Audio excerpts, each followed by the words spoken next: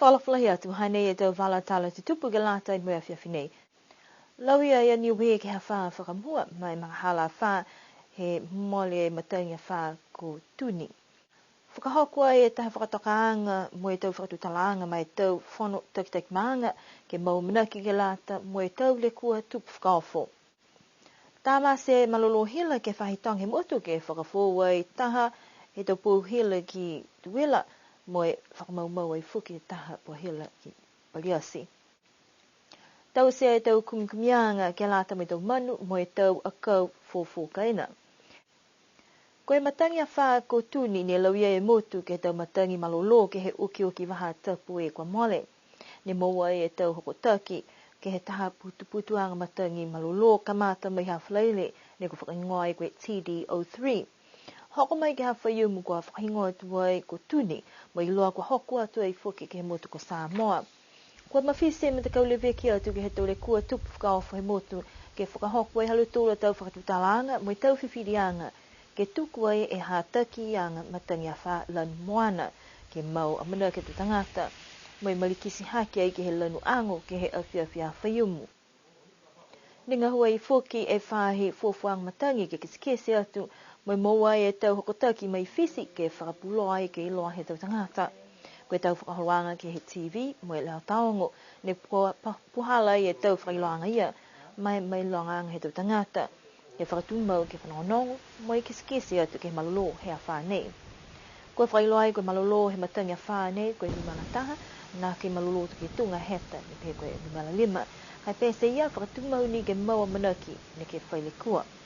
Koe pauria pō whaiumu ne maua i whoki whala tau whailoanga ko whailekua i ke he tau pō hila i tuila mo i pā e tau puhala tū. Ki ai, kai ngā hua me kau malolo hila. Tā masi whakakua e malolo hila he motu ke lata i malutulu ne nonofu atu ke whahitonga ke mai ke kisia koe lahi whewhe le kua to mai ke alutulu ke liu ke whakapuha hila.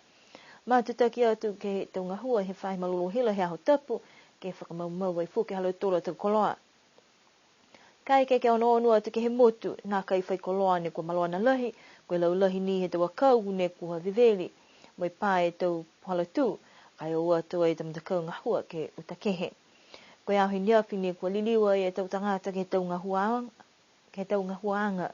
Mo i tau whānau aonga, kua o atu fuki ke tau aonga, kai pātua e aonga tau whānau kiki hawhe matahalong whataha. Koe whakatokaanga fuki ke whai whatutalanga, e matakau le veki atu ke tau le kua tupu kaofo, mo i whaulu he tau hukui, he tau whanutaki maanga. Koe kei fuki e a whanei mo liu ke whakamana atua i ki he tautanga te motu ke mai longa e waha a wha ne kua hoku atu ki ai ne ka mata mai mahina hano vema ke hoku atu ke apelila he tau kahau.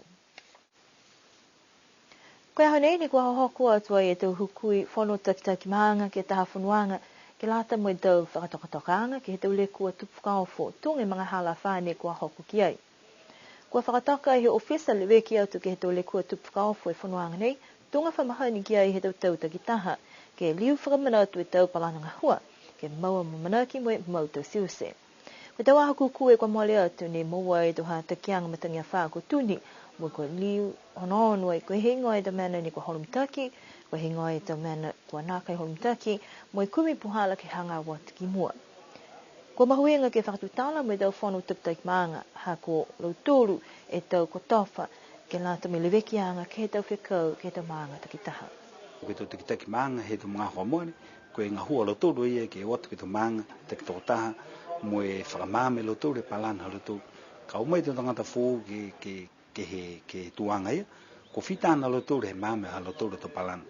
Si koe menei hako ne manako ka ke iloa whuki, hako onono, tokolongo tau tangata fōu, no kua kotofa ke he takitaki maanga, ko hingo tau iloanga lauturu, manako le heu ka hake kisia mo i loa tatai na to mamang hala tu mo lo tu ni no filoto e do monko na kai fo e tau whakaholoanga nei kai mitaki ke lata mulu tolu ne ko fo ke he tau kotawhanga ke mama halo tolu tanga hua ni ko lata ke tause ko mai ke ai ha wha ko tuni ke liu whakamana te mahuinga ke whakatokatoke tau palana ko aho nei ko mitaki ha kua katoa toa o si e tau maanga ko whai hukui ne hoku atu ke whono mahuinga nei pehe ai e te kitaki leo ko Tony Edwards koe halau tōlua tau whakaholoanga ngahua ko mitaki ni kai ke kua moa poke ilo ai tau hokotaki mai he tau maanga ke mai kalu tōlu ke whakahako e te palana mai holu ki mua halu tōlu tau ngahua. Tunga nei e te palana, nei hiki te palana ha. Ko to mena ni haka hiki ka auroa ai e tau tek maanga mo whahinga hoa. Hako to mena ke hangahanga mitaki ai e maanga, hangahanga mitaki ai o motori whahinga hoa, ko hingo te longa matai anga mea motori ke meka motori ke longa matai ai. Ka eki ni ke palane motori to palana si ai whanga to palana ia, ko ilo ni totoru ka haia, ko ai whangahui totoru to palana, to mena totoru ne palana totoru ki ai. Ka kakano ia, ne ta ose to palana nei, ke meke e to tangata ki kisia, mai longa, ko hingo alo toru to ngahua, ko lati alo toru ki tausi. Tunguna ia hai e whuke motoru e whainga hua, ko whita ni he whakatoka i taha palana whuki, ke latai, mo tau rekua tupu whaofu ke mutu nego niwe. Se koe pepa ia, ko amana ki whuke motoru ke tufu tu pepa ia ki tu manga tek tōta, ke mai longa whuke lo toru, ko hingo e palana, he whaktufono, nuku ono tiki ai, mo ono tiki mua. Koe tau whakahoroanga hua motoru he whainga hua. Na mitaki ni ka motoru ka pe loe motoru ko hingo to hotoke to tangata. Si motoru mui ke lari ki whamitaki atu ha motoru palana. Ko to hokotaki ia ke long matai whakalahi ke motoru, ke meke a motoru ke kumikumi, ke meke ke whakahako a motoru palana. Si ka eke ni ke ai whalawhare tau rekua he to maanga ke motoru, si marat ni ka motoru ha mitaki ngai ni ka he to mena ne palana motoru ke. Ka eke ni ko kisia motoru ko tatai osa hala toru to mana toanga ke tau rekua ni tupu ai to maanga, nā kai poto ia ke ha motoru palana, ko motoru mui a haka lari mui ke whakahako ha motoru palana, ke mai ke oto ha motoru ke whangahua, to mena halo toru ni manaka halo toru ki ai.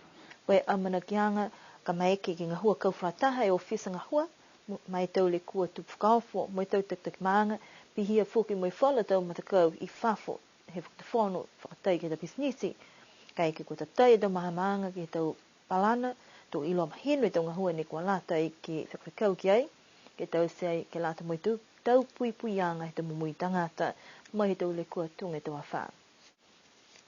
Koe hawi ni awhine lahi ngahua he whahi malolo hila ke lata mo e tau le kua ke he taha pou mo e tau kawhila ki tuila. Koe hila koe taha na whakaholoanga ni kua mahuinga ke lata mo e whakaonganga he tau tangata ke halu tūla tau lotukaina, mo e kua lata ke whakamau, mo e whakatumau lewe ki anga ke he tau koloa ia. Koe tau koloa nei he whahinga hua, kua lau ia ke he tamatangi malolo he a wha ko tuni, mo e ki sia e tū hanga ke lea he whalu tau pō, a si pā whoke po hala tū, ke he matakawi ia mai tau pui anga. Tala hau he takitaki he whahinga hua malolo hila ko speedo he tutu, kua whakatoka e alu tōru, ke he tāmasia e hila ke whahi tong he motu, kamata mai matahala taha, ke matahala tōru he a whiawhi ni awhi.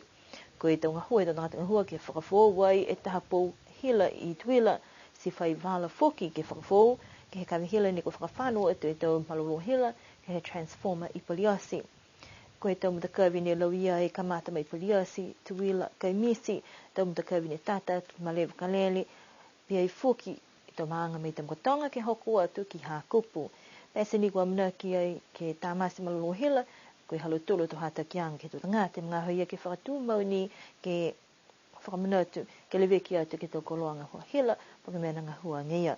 Pe he whuki a Mr. Hetutu, kai ke kua whaile kua whuki ne kua lau ia ke hila, ha koe matangi a whāko tūni, kua lata ke hokota ki atu ke halu tolo a whahinga hua, ke whaitau sianga ki ai. Haha anyway he mga honei e tapulotu mai he motu ko New Zealand ne kua hoko mai ke langamatai e tau kumikumianga he whahi ngahua takatakai motu. Hangau ia ke he tamena mumui ke he usi, ke aue ia ne ke whai mui fōu ka whakalawalawe atu ki ai. Kua whita e whai tau sianga pe he nei whakamua ke he tamena mumui ke he usi, ne talahau mai he pulotu ko Dave Butler, ni ngahua uloa e alau tōlu me mtakau takatakai motu, kua lata anyway ke matakaki atu ki tūmau ke he tau puhala pui ke tūmau e mui ala e tau mumui ke he koe mena mutu tose anyway si nā kai uka he whalua moko po ke whalua tau ngau mai whafo ke mau e tau mumui po ke tau nono whanga he tau manu po ke tau moko he mutu si mai ki ai ke malona e follow the man ni mahuinga ke motu. Toka mata e tau kumianga halu tolu ke he hala I vini he halavau haloto ha alofi moliku ha koe loa kua hai ai e tākeleanga he tau lo kula mai ke he tau moko nei ke mou ai e tau nonofuanga he tau unga moe whaula monu po ke tau moko ha koe halu tolu tā whata o lawahi moe longa fuki he taha e tākeleanga si mai ki ai ke tupu ki mua e longa. Kai kua whiwhiria I ke whakatonu e tau kumikumianga ke he walavau ko huwalu, ni kua whiwhiria he tau longi toa ke he mo wau toka noa, ai mai ke takawhanga pe tau sia ki hamaala, po ke haka ina nofu tangata. Whakahoko ki niwe tau kumikumianga pui pui, takata kai motu, ha kua ki sia kua haki ai e fulufulu ala ta mui ke kehe ni hai ai, si kua lata ni ke tūmau, mo e whakalaulahi e tau puipianga ke aua ia ne ke whai mui ka lea ka hoko mai ke he motu ke mou e fufuala he motu. Whakawis mai nei e te wala tala tutupu ke lata mea whiawhinei a mana ki ke liu whai wala tala tutupu henei whoki ke hao tu loto. Kai manako ke whakamanatua tu whoki e a mana ki anga pukua whakatolo maki tuai e aho tufanga he to pale hanga te whanui kiki ke he whahi te pukahau. Kai whakatu mauanga ieni he anga tukulunga ke hawhaleile. Kena no wha, unui nei po tō liriu ke whalewea.